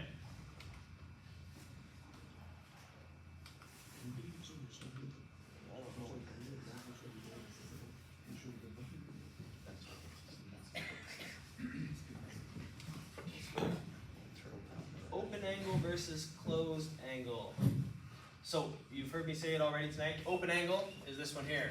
It's open because we can see the space between the 2 players while we're applying our IoT that we talked about previously, refereeing the defense 80-20. Okay? That's an open angle. This is what we call a straight line, like I said earlier. We have referee, we have offensive player, we have defensive player. We can't see the space, we can't see the defensive player, we have no idea what's happening. Bad position, good position. How do we get ourselves from a bad position into a good position? We move our feet, right? I know when a lot of people start out, they want to get to a spot that they're comfortable in and they want to stay there, okay? That's not really how basketball refereeing works, okay? We need to be athletes just like the players on the floor are athletes. We have to move our feet just like the players on the floor move their feet. However, when we get ourselves in a good position, in a position that we like, that's when we need to referee stationary. We referee stationary when we have an open angle. When we lose our open angle, we make an adjustment to our position to get our open angle again, and then we referee stationary. So it's all about getting to a position, refereeing an open angle. Once you lose it, move to a position where you have an open angle, stay there, referee stationary. Once you lose it, you move again, right?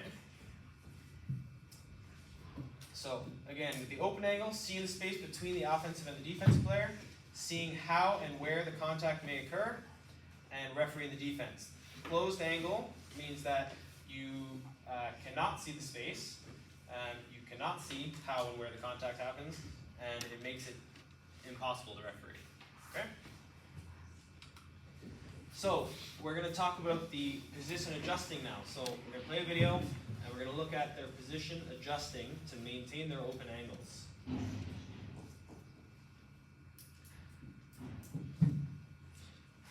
So we see the referee has a good view. They take steps. See that? See that referee move? We'll play it again. Oh, so they're going to play it again. So they're anticipating the play. So they have an open angle here. They can see the space. The ball goes in here. They realize that they need to move to be able to see the space.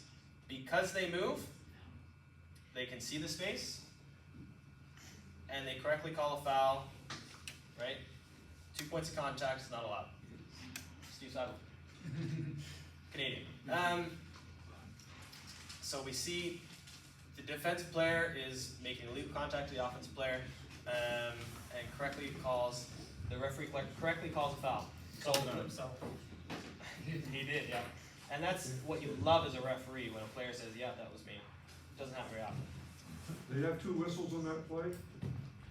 Baseline official signal, Yeah. and the up top guy official. Double whistle. Both made the call. No, I think he's asking for the ball. He's asking for the ball. So what I just want to point out here is this referee, where did they start? They started here. If they stay there, can they referee that? No. What kind of look do they have if they stay where they started? A closed look, exactly. So this is a great example of a position adjustment, and if we go back a little bit further,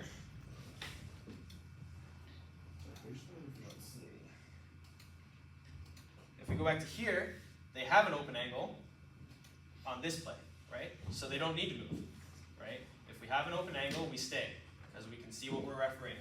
But when the play moves, So we're refereeing this play. When the play moves, we take our position adjustment up so that we can see the space. Okay? Any questions about that video? The trail's pretty deep if there's a turnover. So, which guy? This guy? Yeah, So it's actually rotation. it's gonna have to be on the course. So it's the middle of a rotation. So if we see the start of the video, the lead's over there. He rotates over. That's actually why he comes up and he goes down. So it's the middle of a rotation, but it is a good position adjustment by that center official there. Okay.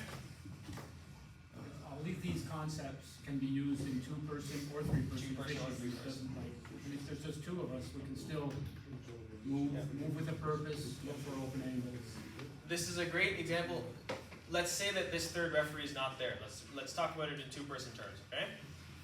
The lead is there. The lead doesn't come across. There's no rotation in two-person, right? The lead is there. The trail is there. When the ball comes up here, the trail, they would never be that low, right? They'd be more up here. Yeah. When the ball comes over, the trail would probably be ideally here, if not here. Okay? We want to stay on the sideline as much as we can. Okay? Ideally, they'd be here. They'd be a little bit ahead of the ball so that they can see the space, but they would be here. When that pass goes in, even if they're standing here, still might need to make a smaller position adjustment, but a little bit of a position adjustment onto the floor so that we can see the space. Okay? So we see they position adjust onto the floor. We don't want to go too far. That's a little far for today's standards. But they position adjust onto the floor so that they can see the space and correctly call the foul. Okay?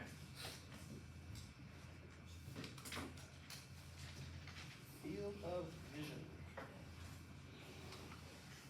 So this is a whole bunch of irrelevant information that, don't worry about that, that's weird.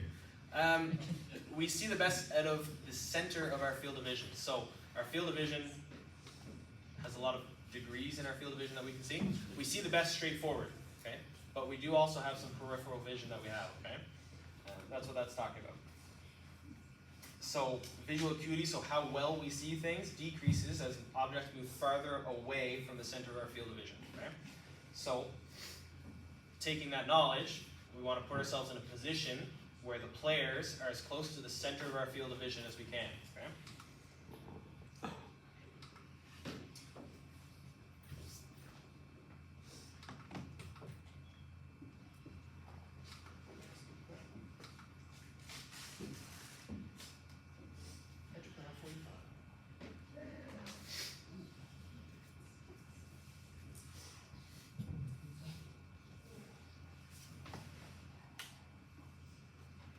So, let us go through this. So this is talking about our lead positioning a little bit, okay? So, EOP means edge of play. Has everyone heard that term before? Edge of play? If we have a half of a basketball court, okay, and our lead is here. If we have, let's say our lead is here, but we have players here, here, here. Is that lead in a good position? No. So they want to be on the edge of play. Edge of play meaning where the edge of the players are. So the lead would be out here, okay? So that's what we're talking about with edge of play. So as the lead, you want to be at the edge so that you can put yourself at an angle where all of the players are between you and the middle of the court, okay? We don't want to have players behind us because we can't see behind us, okay? So we put ourselves in a position where we're looking now this way versus here, we're looking this way and we can't see these players, okay? Everyone understand that? So that's what we mean by edge of play on a 45-degree angle, okay? So that's why I draw the lines of vision like that, because we don't want to be, if the court is in front of me here, I don't want to be straight onto the court because I can't see to my sides very well. So if the basket is to this side of me, if I'm angled like this, I can't really see the basket, okay? That's why we want to be at a 45-degree angle, okay? Not 90 degrees, because now I can't see the sideline, okay? I want to be 45 degrees, okay? Facing the court, with all the players between me and the middle of the court. So I'm on the edge of the play, 45 degrees, all the players are in front of me, okay? That way I can see everything, I can see all the players, I can see the basket, I can see the baseline and the sideline that I'm responsible for as the lead, and I can see what I need to see, okay?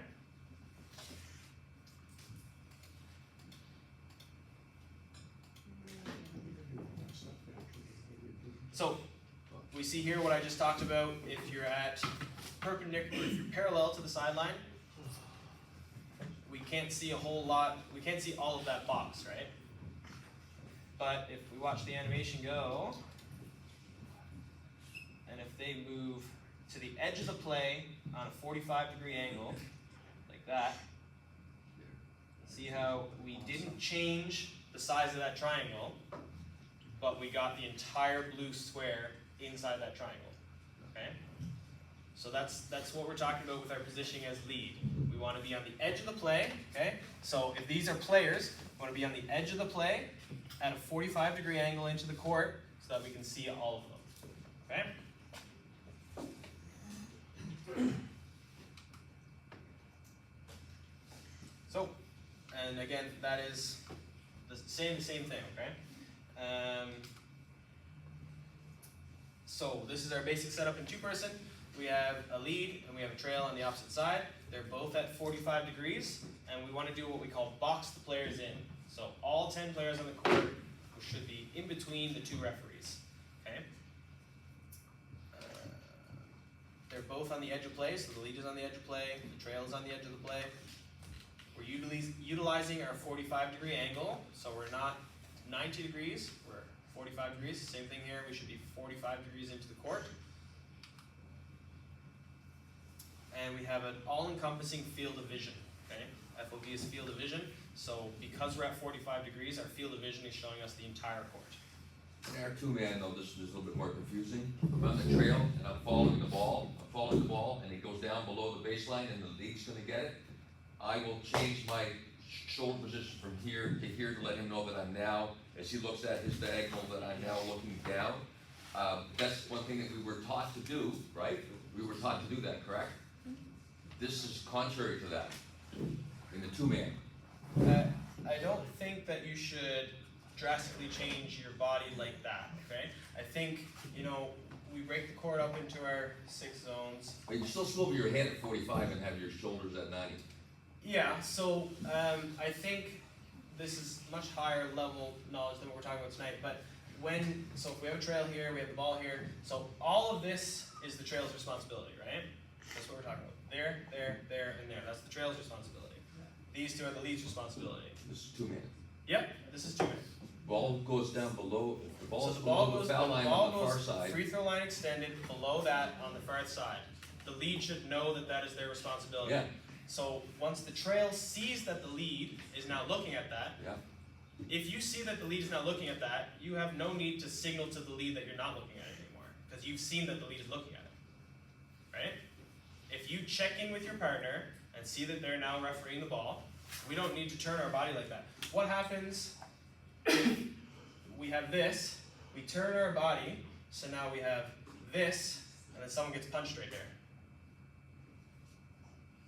right? We don't see that because we've turned ourselves, okay? So there are ways to signal, I agree, there are ways to signal to your lead that you're now going to be off ball, and that might be just take a couple steps that way, right? Take a couple steps that way, maintain your 45 degrees, because you're now going to be refereeing off the ball and the stuff that's in there, okay? Okay. The last one being move to improve. So what we say is move to improve, so that means your position adjustment. So if you lose your open angle, you want to move to improve your angle, okay?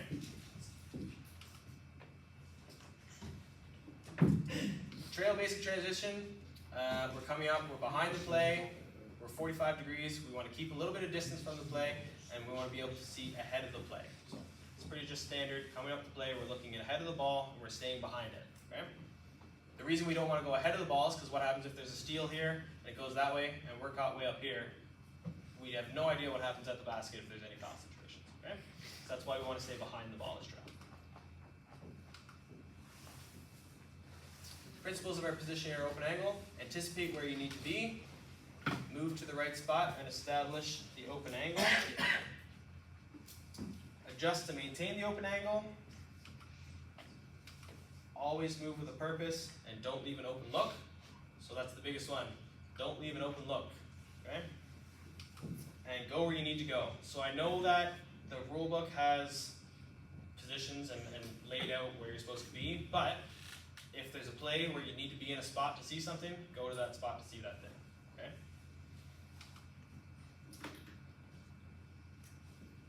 If we set up in an initial position that's correct, there's less of a need to move, but we don't want to be static, so we don't want to get cement feet, okay? So positioning is important because it's a good guideline, but we always need to make sure that we're adjusting that to see what we need to see in those plays, okay? Quick video about a cross step. Let's see. So we see that this official is initially in a good position, okay? They're in a good position, they're in their setup position. As the play moves, if they stay exactly where they are, what are they gonna see? Nothing. They're gonna see backs. If they make a cross step like they do, so cross step means move in the opposite direction that the ball moves, okay? So we see the ball is driving to the left, this official is gonna step to their right to see the space and see the offensive and the defensive player. They move to see the space, they correctly judge that there's no contact, no illegal contact, and they make a no call, okay? So again, drive goes left, we go right. Same thing on the other side. If the drive goes right, we go left. It's a subtle thing, but it makes a difference. Big difference. And that is it. Does anyone have any questions on that one, the position, open angle? It's mostly about putting yourself in a position to see the space between the two players. Whatever that position is what it is. We set up in our setup positions, our guideline positions, but we always need to be adjusting left and right to maintain our open angles. Okay? Any questions, comments, concerns, queries? Offers of money, I'll take that too. No? Thank you. Oh.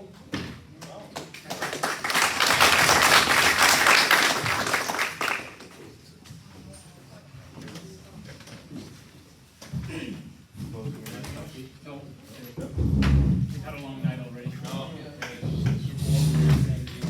Thanks everybody for showing up. So next week we'll get a virtual link set out. And in 2 weeks from tonight we'll be back here. Look forward to seeing everybody and thanks for going. Have a good night.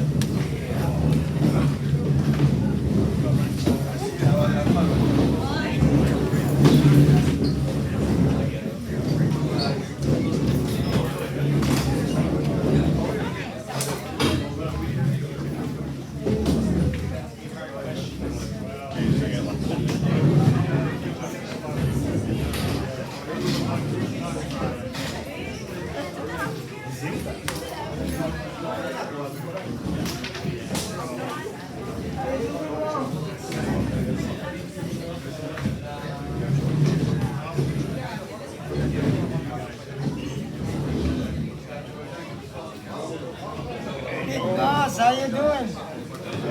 Yes, sir. Got I have my son. How's it going? My son is playing provincial now. U11, Moncton Hawks.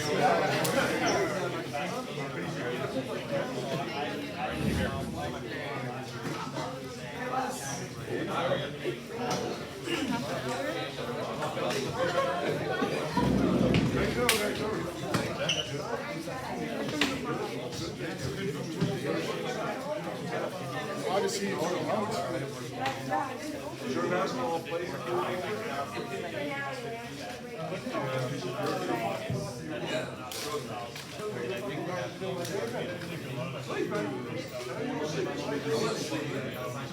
You got an extra. Folks, okay? I saw him, a while ago in the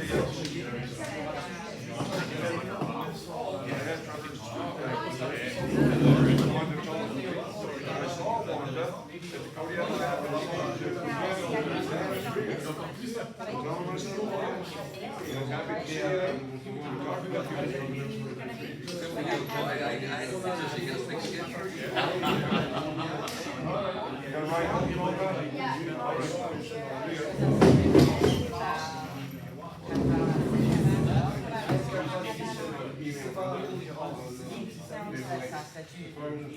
Après, comme c'est ça.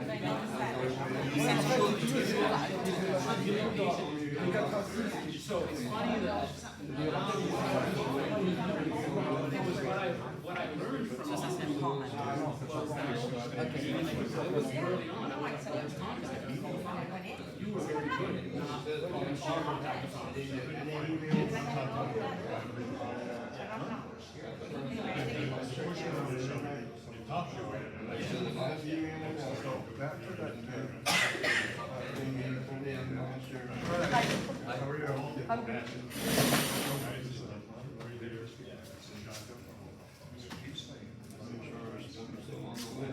Situation that you described, even in the way we referee now, would still be a foul.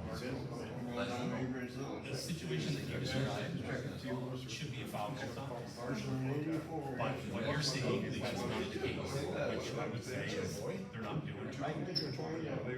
So, contact is a foul in one situation, it should be deemed a foul in the other. But also,